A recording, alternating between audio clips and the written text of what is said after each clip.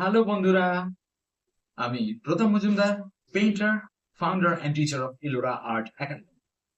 আজকে আমি খুব এক্সাইটেড, কারণ আজকে আমি তোমাদের সামনে এমন এক ছবি নিয়ে হাজির হয়েছি যে ছবিটি একজন মুভি স্টার, শুধু মুভি স্টার না, মুভি সুপারস্টার এবং মুভি মেগাস্টার হিসেবেও আমাদের সামনে খ্যাত।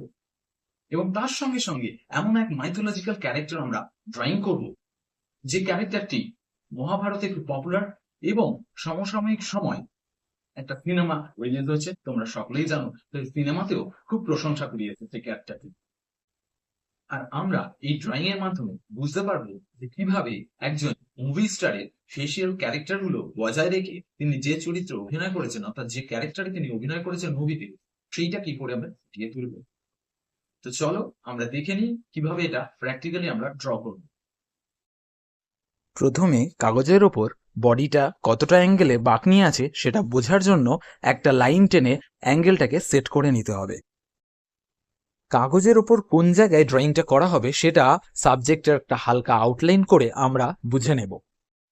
তোমরা এখনো যারা আর্ট উইথ এম প্রতাপ এই চ্যানেলটিকে এখনো সাবস্ক্রাইব করোনি তারা সাবস্ক্রাইব করে নিও, আর লাইক কমেন্ট শেয়ারের মাধ্যমে অপরকে শেখার সুযোগ করে দিও।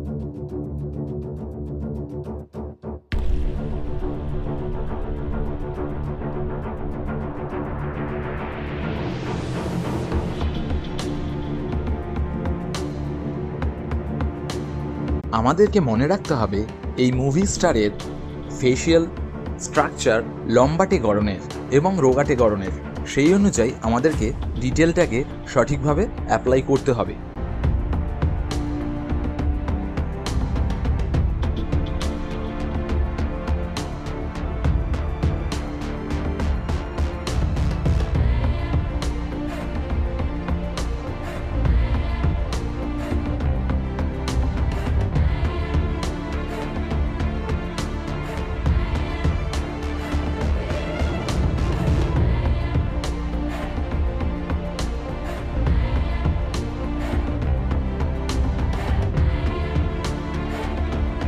এখানে যেহেতু আমরা একটা মুভি ক্যারেক্টার তৈরি করছি, অর্থাৎ ড্রয়িং করছি, তাই জন্য এই মুভি ক্যারেক্টারের নাক, চোখ, মুখ কিরকম আছে বা এর ড্রয়িং অ্যানাটমি কিরকম সেটা বুঝে ভালো করে দেখে আমাদেরকে ড্রয়িং করতে হবে।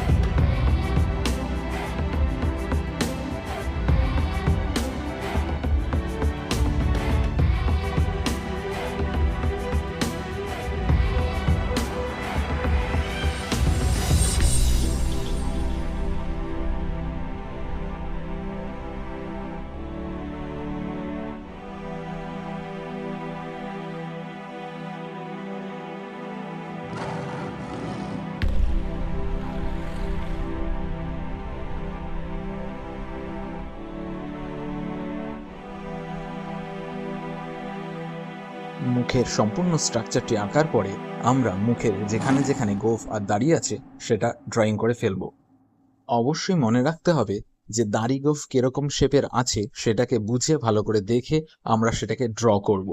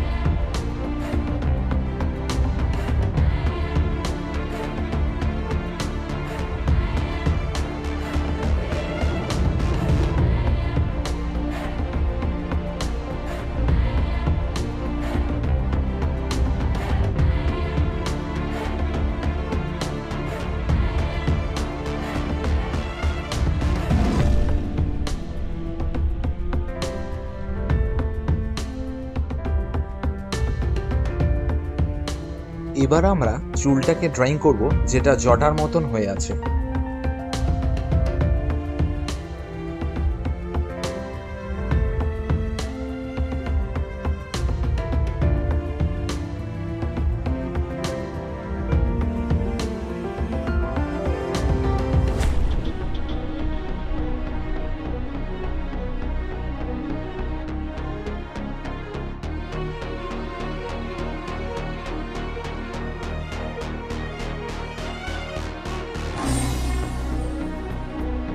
এই ছবিটা আমি চারকোল পেন্সিল দিয়ে শেড করেছি।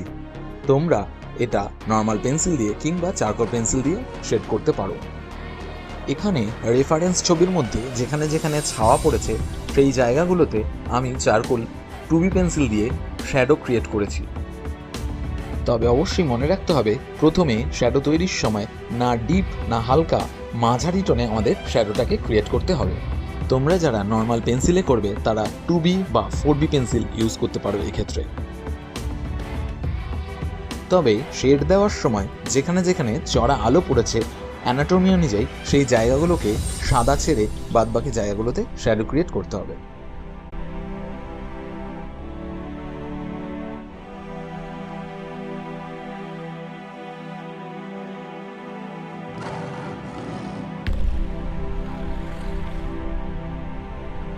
কপালের ভাঁজে লাইট অ্যান্ড শেড কিভাবে পড়েছে সেটা ভালো করে দেখে বুঝে তারপরে আমরা পেন্সিল দিয়ে লাইট অ্যান্ড শেড ক্রিয়েট করব।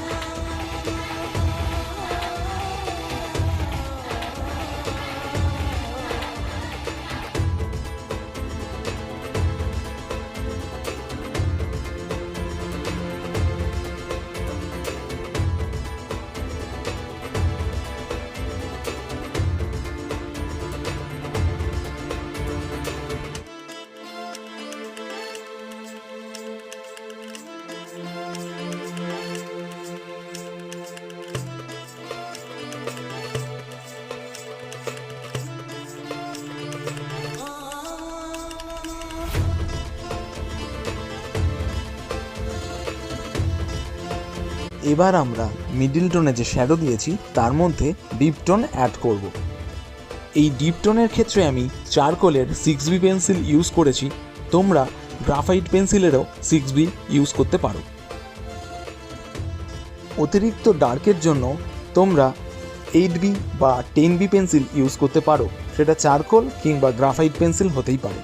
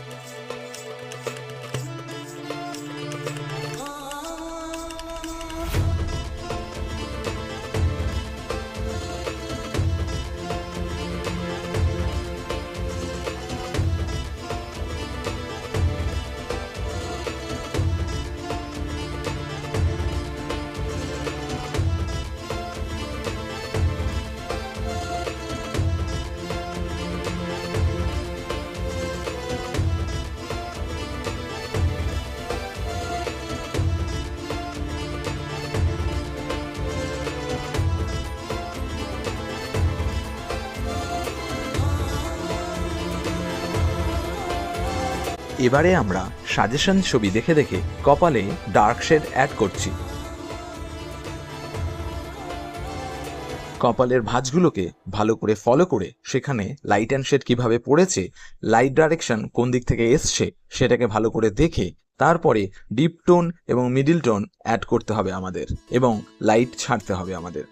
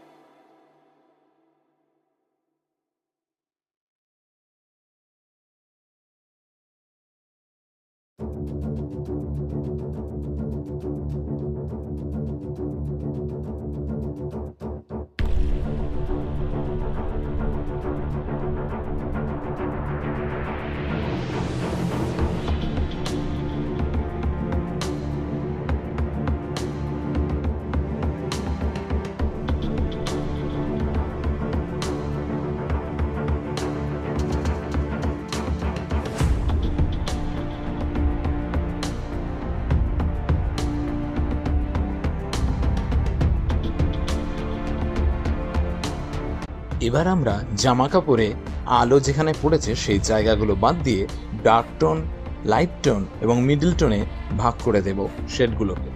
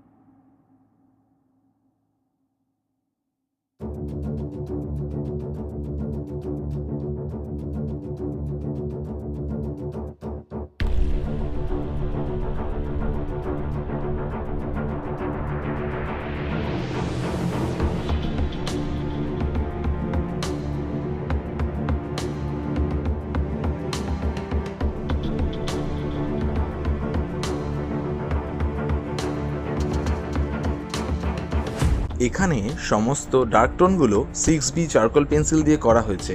যারা পেন্সিল দিয়ে করবে তারা 10B বা 8B ডার্ক নর্মাল পেন্সিল দিয়েও করতে পারো।